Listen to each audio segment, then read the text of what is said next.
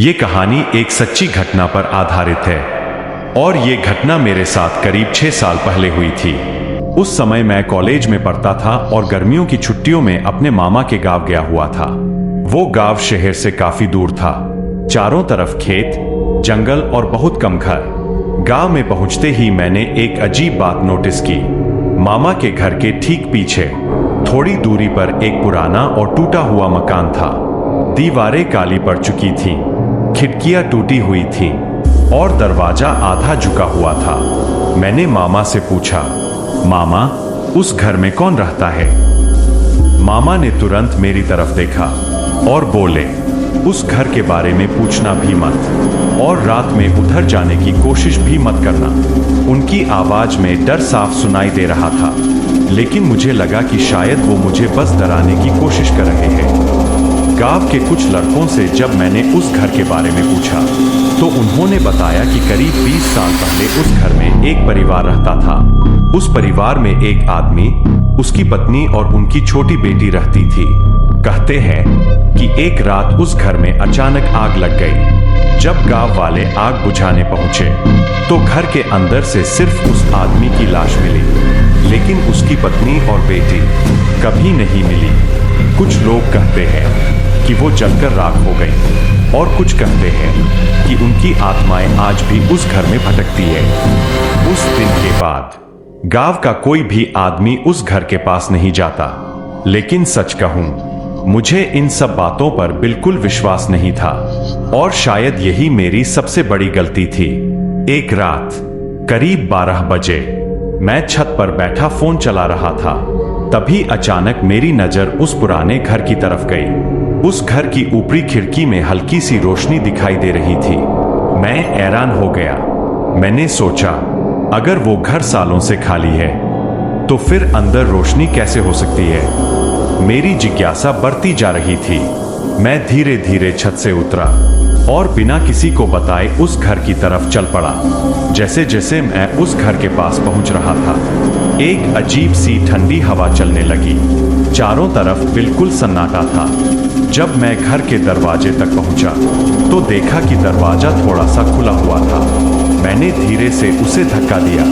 Creek, दरवाजा जोर से चरमराया। अंदर पूरा अंधेरा था और हवा में जलने की अजीब सी बदबू थी।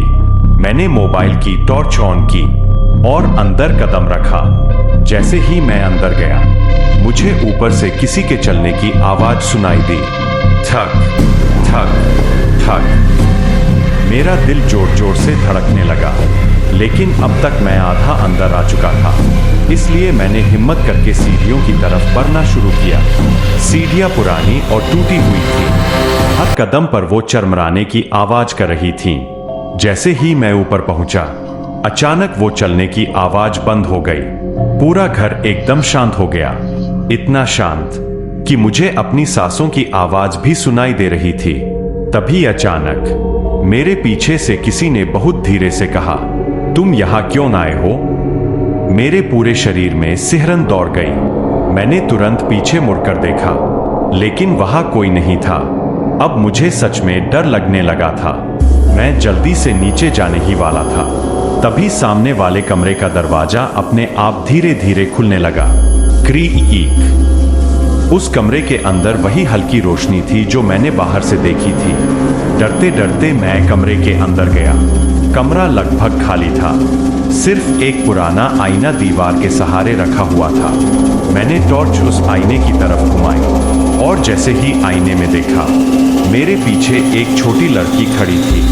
उसका चेहरा जला हुआ था और उसकी आंखें पूरी तरह काली थीं। मैं डर के मारे तुरंत पीछे मुड़ा, लेकिन वहां कोई नहीं था। जब मैंने फिर से आईने में देखा, वो लड़की अब मेरे बिल्कुल पास खड़ी थी और वो धीरे धीरे मुस्कुरा रही थी। तभी अचानक कमरे का दरवाजा जोर से बंद हो गया। धड़ाम। कमरे की रोशनी बुझ गई। अब अंदर सिर्फ अंधेरा था और उस अंधेरे में मुझे किसी के रोने की आवाज आने लगी। माँ, मुझे यहां से निकालो। मैं डर के मारे दरवाजे की तरफ भागा, लेकिन दरवाजा खुल ही नहीं रहा था। अचानक मेरे कंधे पर किसी ने हाथ रखा।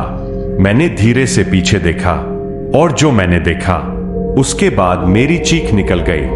वो वही लड़की थी, लेकिन इस बार उसके साथ एक जली हुई औरत भी खड़ी थी और वो औरत मुझे घूरते हुए बोली, अब तुम भी यही रहोगे। उसके बाद मुझे कुछ याद नहीं। जब मेरी आंख खुली तो मैं घर के बाहर जमीन पर पड़ा हुआ था।